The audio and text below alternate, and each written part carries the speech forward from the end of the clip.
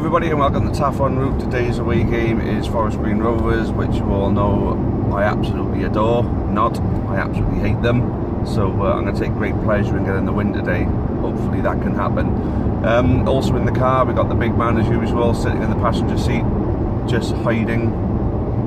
Tilt your head over, Phil. Give him a smile. We got two newbies in the back as well. We got Jackie and Derek. And then, as per usual, Leanne's in the back hiding. Vegan profits. So, we go into this game in some good league form.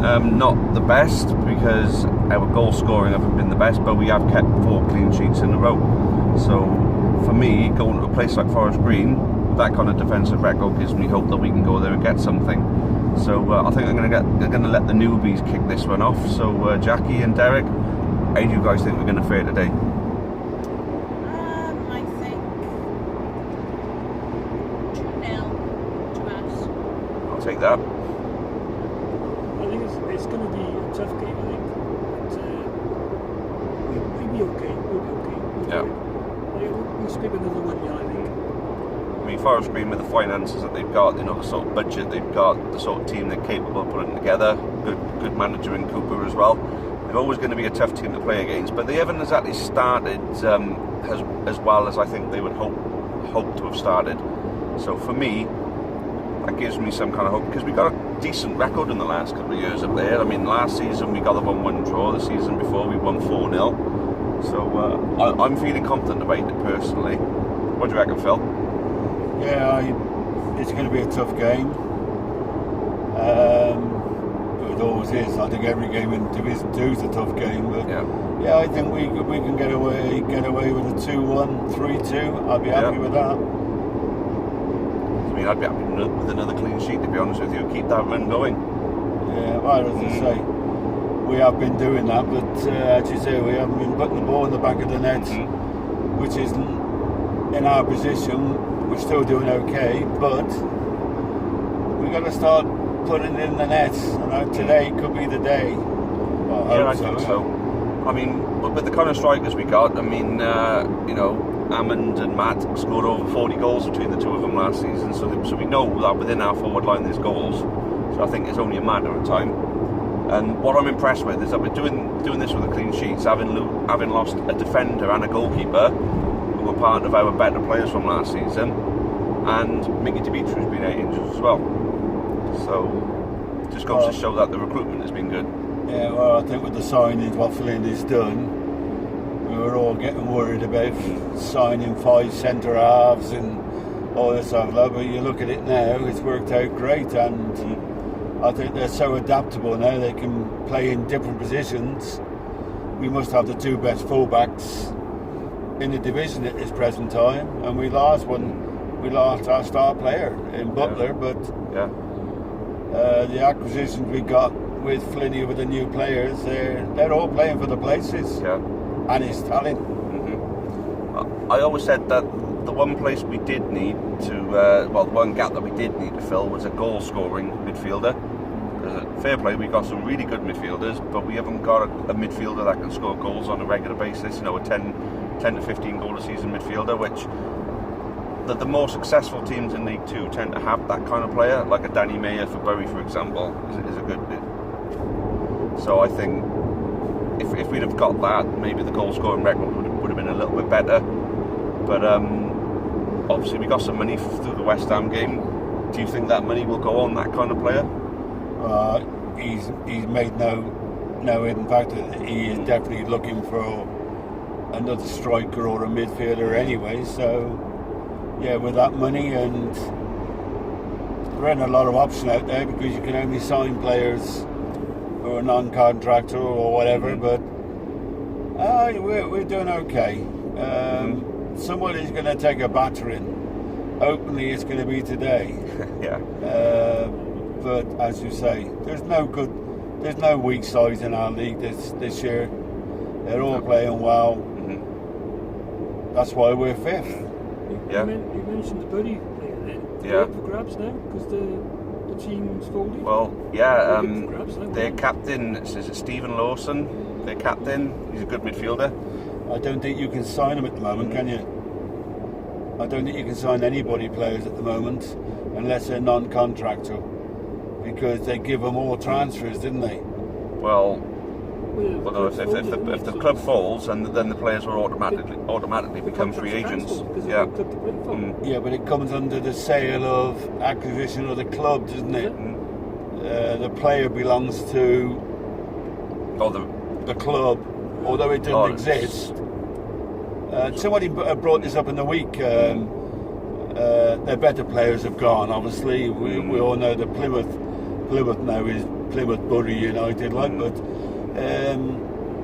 there's something. Somebody brought something up. I might be talking wrong, but yeah, if there's players like that available, we should be going after them. Yeah. And as we're talking players who haven't been paid in a long time, that they'll be itching to just sign a contract, wouldn't they? Yeah.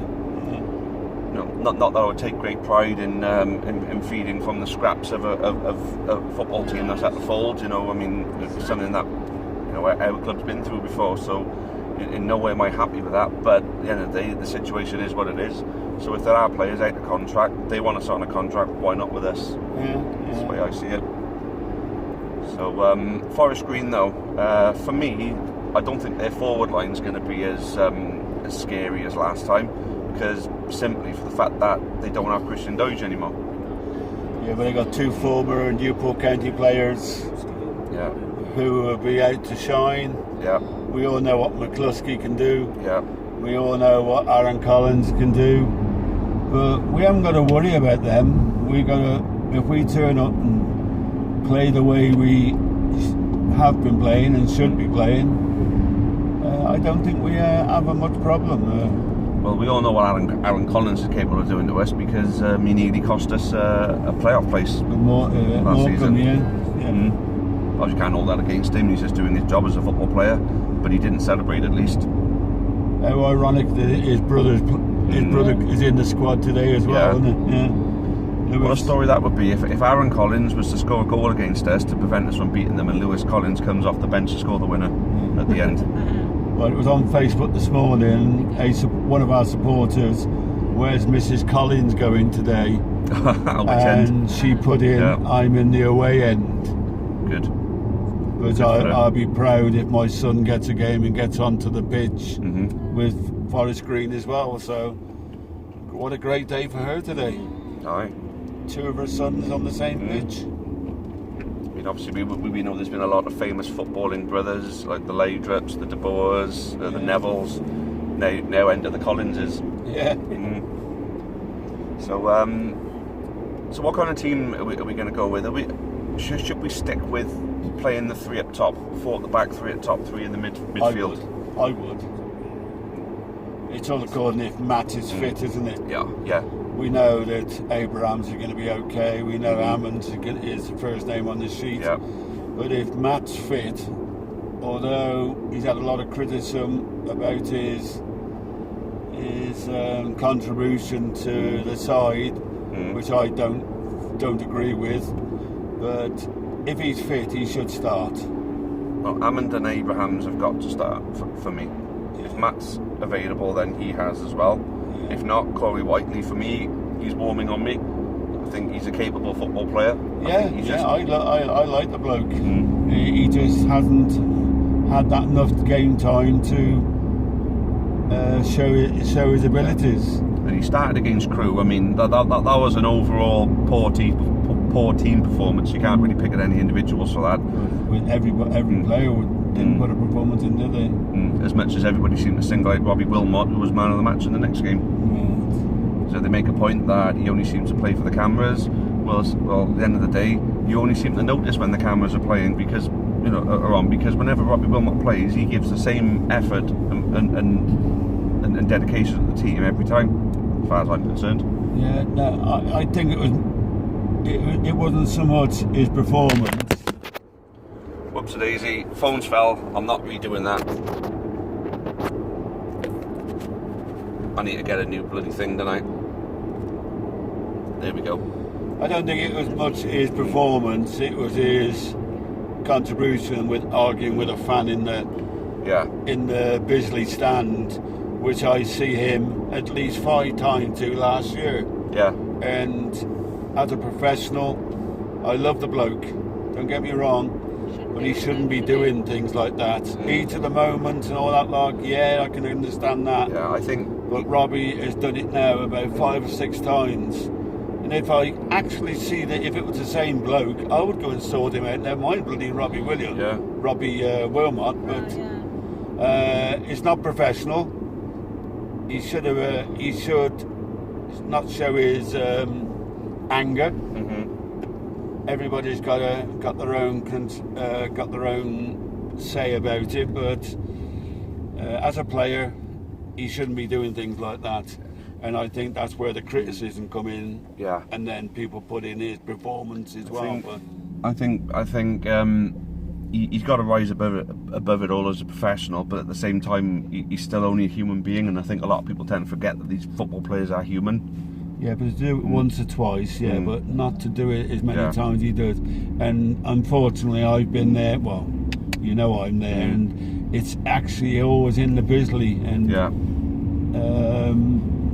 it's wrong with the supporter who's doing it. And it's wrong of him to retaliate in. And I think I said on my last Taff Live that it doesn't help the player to be shouted at. Yeah. You know, to be told that they're crap. But don't we all shout at our players every now and again? Yeah, like if they try a shot from about 30 yards out and they sky it, like, oh, feck off, like, you know. But then to just get on their back. Depends what you say, doesn't it? I mean, give them a bit of encouragement, it might get better out of them. You get on their back, for me, it can only go in a negative way. So, anyway, before the foam decides it wants to fall on the floor, I think it's time to wrap that one up then. So, thanks for watching, and thanks guys in the back for contributing. And for those going, we'll see you up there. For those not, have a good day, and we'll probably see you at the next home game. Thanks for watching, cheerio for now, and as always, up the county. Bye! Many thanks for watching the latest content on the Amber Army channel. Please make sure you leave us a like. Make sure you subscribe for more content, both for the neutral football fan and also plenty of Newport County. Even more Newport County content can be found on the club's iFollow channel on the link above. It is just £4.49 per month to subscribe to that service.